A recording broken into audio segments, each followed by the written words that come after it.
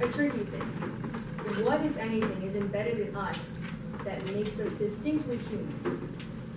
And if such a thing does exist, does it define how we live? In this project, I initially set out to explore capitalism in literature, and I ended up exploring human nature. Firstly, what is human nature? There are two main models that are relevant here. One is that there is no such thing as human nature, and humans are created by their circumstances.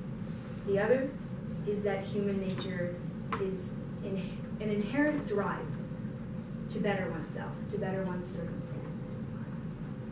The expression of human nature has existed for as long as humans have. Cave paintings, in music, in art, and in capital L lit. And I think that art at its core has always been an expression of human nature.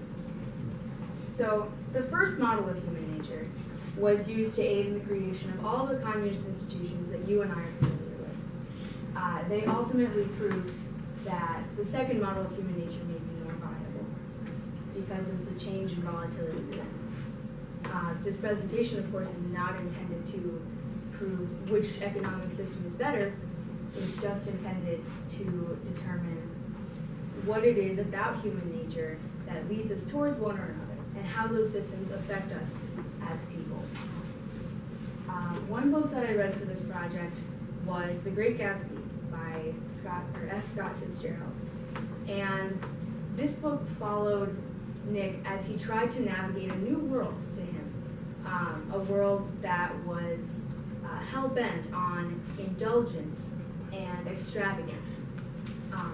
And he was able to see a great divide between two groups. The other book that I read was The Good Earth by Pearl S. Buck, and it follows the life of a man as he navigates his life in a China in crisis, and as he moves his way up through social standings, and he sees the change throughout different social ranks. There are countless similarities between both books, but the biggest similarity I saw was the night and day difference between the upper and lower classes within those books. Both main characters saw great disillusionment within the lower class and complete separation from morality and regular life with the upper class. Going into this process, I really had one idea. My goal was to come in and read my books, see how capitalism affected their lives. But as I was going, I realized they weren't being driven by a capitalist system, they were being driven by their own human nature, by their own tendencies. In conclusion, at the base of all art, especially literature, it's an attempt to understand what defines us and what makes us human.